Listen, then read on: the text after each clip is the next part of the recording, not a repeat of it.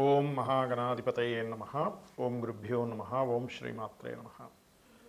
అరుణాం కరుణాతరంగితాక్షీం ధృతపాశాంకుశపుష్పబాణచాపాం అనిమాదివిరావృతాం మయూకైః అహమిత్యేవ విభావయే భవానీం. శ్రీమాత్రే నమః.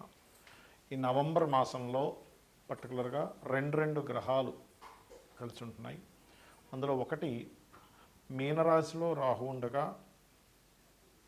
మనకి కుంభరాశిలో రాహు ఉండగా మీనరాశిలో ఉండేటువంటి శని రాహుతో కలుస్తున్నాడు. అంటే కుంభంలో రాహువు, సింహంలో కేతు ఉన్నాడు. అయితే ఇక్కడ మీనం రాశిలో ఉండేటువంటి శని వక్రించి రాహువుని కలవడం చూడడానికి వేరువేరుగా ఉన్నట్టు ఉంటుంది, కానీ వక్రించినప్పుడు తన ఎనర్జీ వెనక రాశుల మీద, కుంభరాశి మీద పడుతూ ఉంటుంది శని యొక్క ఎనర్జీ.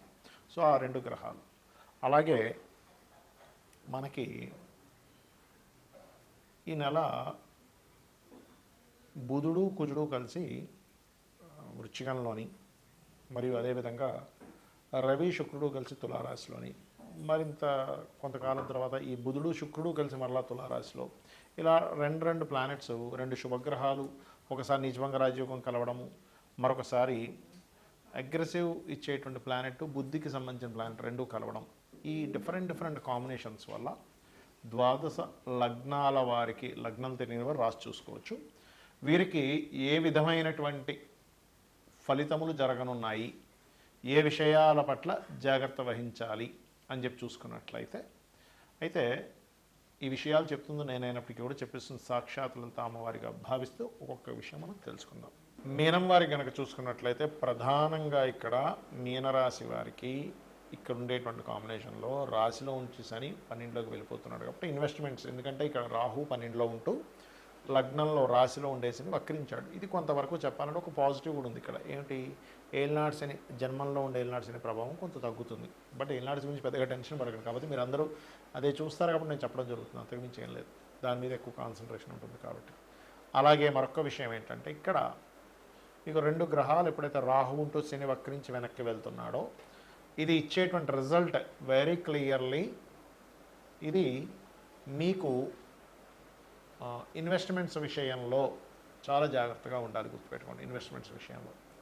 అలాగే భాగ్యంలో కుజుడు బుధుడు కలిసి ఉన్నందుకు తండ్రి గారి ఆరోగ్య విషయంలో కొంత జాగ్రత్తగా ఉండాలి. కాకపోతే తాతగారు ఆస్తికి స్థానం, రీసెర్చ్ స్థానమైనటువంటి అష్టమంలో రవి ఉంటూ రవికి నీచభంగ రాజయోగం ఏర్పడుతూ శుక్రుడు కూడా కలిసి ఉన్నందుకు కాస్త ఇది శుక్ర సంబంధించిన గ్రహం, మూడో అధిపతి, అలాగే అష్టమాధిపతి అష్టమంలో ఉంటూ ఉన్నందుకు తాతగారు ఆస్తి విషయంలో రీసెర్చెస్లోని, లేకపోతే ఒక్కోసారి మనం చూడండి ఏదైనా ఒక పిహెచ్డీస్ లాంటివి చేస్తుంటారు, అటువంటి వాటికి చాలా అనుకూలంగా ఉంది. కాకపోతే మీకు పూర్వజన్మ కర్మస్థానము, పూర్వజన్మ కర్మను రిలీజ్ చేసేటువంటి స్థానం 6వ స్థానంలో కేతు ఉన్నాడు. కాబట్టి 6లో పాపగ్రహం ఉండడం మంచిదే, కానీ ఎంతైనా కేతు కొన్ని ఆటంకాల కారకుడు. కాబట్టి మీరు పర్టికులర్గా గణపతిని ఆరాధిస్తూ ఉన్నట్లయితే ఖచ్చితంగా మీకు గణపతి యొక్క అనుగ్రహం ద్వారా బాగుంటుంది. అలాగే మీరు నిత్యము పంచమ స్థానంలో గురువు ఉన్నందుకు దత్తాత్రేయుని చేసుకోండి. అమ్మవారి యొక్క ఆరాధనలో ముఖ్యంగా రాజరాజేశ్వరి అమ్మవారి యొక్క అష్టోత్తరం చదువుకోండి.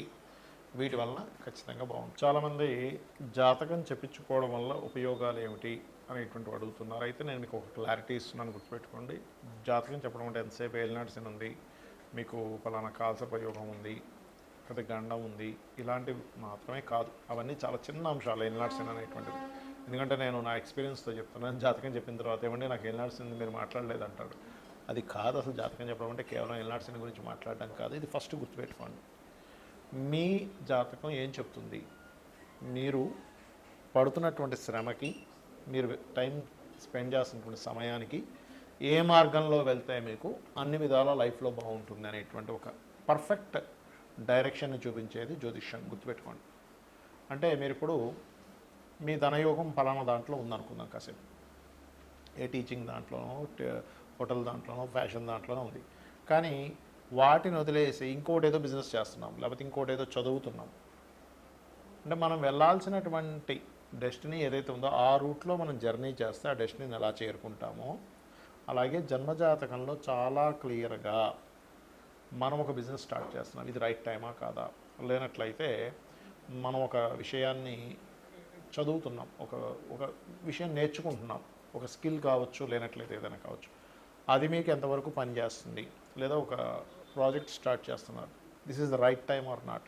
నాట్ ఓన్లీ ప్రాజెక్ట్ ఒకటే కాదు, చదువుకోవడం ఒకటే కాదు, బిజినెస్ ఒకటే కాదు, మీ లైఫ్లో మెయిన్ ఈవెంట్స్ ఉంటాయి. అంటే ఎలాంటివి? మ్యారేజ్.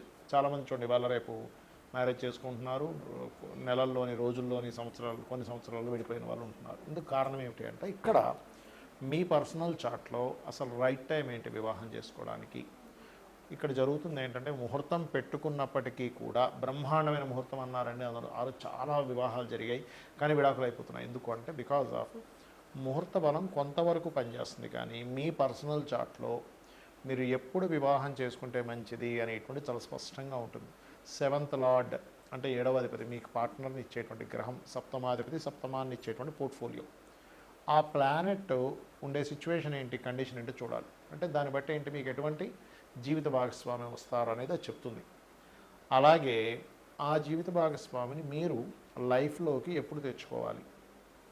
జన్మజాతకంలో వెరీ క్లియర్గా మనకి ప్రతి ఒక్కరికి కూడా లైఫ్లో 3 నుంచి 5 సార్లు వస్తుంది అవకాశం, వివాహం చేసుకునే అవకాశం. అయితే ఇందులో మీరు గనక రాంగ్ స్టెప్ వేసి, అది ఇచ్చేటువంటి ప్లానెట్ ఇచ్చేటువంటి సమయంలో తీసుకోకుండా ముందుగా కానీ లేకపోతే లేట్గా కానీ తీసుకుంటే అది ఆ రిజల్ట్ ఇవ్వదు. సరిగ్గా గుర్తుపెట్టుకోండి. అంటే అక్కడ నెగటివ్ ఎఫెక్ట్ ఉండేటువంటి నెగటివ్ ట్రిగర్ అయ్యేటువంటి సమయంలో కనుక మీరు వివాహం చేసుకున్నారు, అదే నెగటివ్ ట్రిగర్ అయ్యే సమయంలో చేసుకున్నారు. అంటే చిన్న ఎగ్జాంపుల్ చెప్తా. మీ ఇంట్లో ఒక మంచి చెట్టు ఉంది, మామిడి చెట్టు అనుకోండి, సీతాఫలం చెట్టు అనుకోండి, ఏదో చెట్టు, పళ్ళనిచ్చేటువంటి చెట్టు. అది ఇంకా పిందె సమయంలో ఉన్నప్పుడు మీరు తెంపేసి దాన్ని మామిడి పండులా తిందామంటే కుదరదు, పుల్లగా ఉంటుంది. లేదా గట్టిగా ఉన్నటువంటి అప్పుడే ఇంకా దాన్ని మగ్గనటువంటి సీతాఫలం తీసుకొని తినేస్తే ఎలా ఉంటుంది, అసలు అది టేస్టే ఉండదు. కానీ అదే సరిగ్గా మగ్గినటువంటి సమయంలో కనుక మీరు తీసుకుంటే ఆ యొక్క ఫలం యొక్క రసాన్ని మీరు ఆస్వాదించగలుగుతారు. అలాగే లైఫ్లో మీరు ఎప్పుడు ఎటువంటి డెసిషన్స్ తీసుకోవాలన్నా, ఒక విదేశానికి వెళ్ళాలన్నా, లేదా లైఫ్ పార్ట్నర్ని తెచ్చుకోవాలన్నా, ఒక ఇన్వెస్ట్మెంట్స్ చేయాలన్నా, లేనట్లయితే మీ యొక్క తత్వాన్ని, ఇప్పుడు చూడండి, కొంతమందికి ఒక లగ్నంలో పుడతారు. ఆ లగ్నానికి ఉదాహరణకి మిథున లగ్నమే అనుకుందాం. మిథున లగ్నంలో జన్మించిన వారు ఎంతసేపు కూల్గా, ఒక కాన్సన్ట్రేటెడ్గా, లేనట్లయితే ఒక తెలివిగా వాళ్ళు ఉంటే వాళ్ళ లైఫ్కు తిరిగి ఉండదు. అలా కాకుండా కొంచెం అగ్రెసివ్ వైపు వాళ్ళు వెళ్ళారు అంటే వాళ్ళ లైఫ్లో ఎక్కువ ఇబ్బందులు పడతారు. అది aggressive activity, any aggressive activity వల్ల. ఎందుకు? 6th and 11th లార్డ్ కుజుడు అవుతాడు కాబట్టి. ఇలా ప్రతి లగ్నానికి ఉంటుంది. వృషభ లగ్నం ఉంది, గురువులతో పొందేటువంటి కొన్ని పొందాల్సినవి వీళ్ళ ఆలోచన విధానం వల్ల కావచ్చు మిస్ అవుతూ ఉంటారు. కాబట్టి గురువులతో జాగ్రత్తగా ఉండాలి. అంటే మనకి జన్మజాతకంలో ఏ లగ్నంలో పుడితే ఎటువంటి కర్మ అనుభవించడానికి, ఎటువంటివి మనం పొందడానికి పుట్టామనేటువంటిది ఉంటుంది. అంతేగాని కేవలం ఏదో ఏలినాటి శని ఉంది, అర్ధాష్టమ శని ఉంది, అష్టమ శని ఉంది, మీకు కావాల్సిన ప్రయోగం ఉంది, ఇవి కాదు. చాలామందికి తెలియక, ఇది బేసిక్ లెవెల్లో బేసిక్ విషయాలు. ఇవి తెలియక అనాలిసిస్ గురించి అర్థం కాక ఏవో పిచ్చి పిచ్చిగా, అయ్యో ఇంకా ఏలినాటి శని మాట్లాడలేదండి అంటుంటే నాకు చాలా నవ్వులేస్తూ ఉంటుంది. అంటే ఏంటి చిన్న విషయాలు పట్టించుకొని అంటే, నేను ఎందుకు చెప్తున్నానంటే ఈ విషయం, ఏలినాటి శని మీ జీవితాన్ని పాడు చేసేటట్టు అయితే, నేను చాలాసార్లు చెప్పాను. పిఎం మోడీ గారు ఏలినాటి శనిలోనే అయ్యారు పిఎంగా. మన జగన్ గారు కావచ్చు, లేకపోతే స్వర్గీయ ఎన్టీ రామారావు గారు కావచ్చు. ఏలినాటి శని మిమ్మల్ని ఏమీ చెయ్యదు. స్లో అవుతుంటాయి పనులు, కొంచెం అవమానాలు పడుతుంటారు, కొంచెం స్ట్రెస్ ఎక్కువ పెరుగుతుంటుంది. అంత మాత్రం చేత జీవితం ఆగిపోతుంది. ఇది గుర్తుపెట్టుకోండి. శ్రీమాత్రే నమః.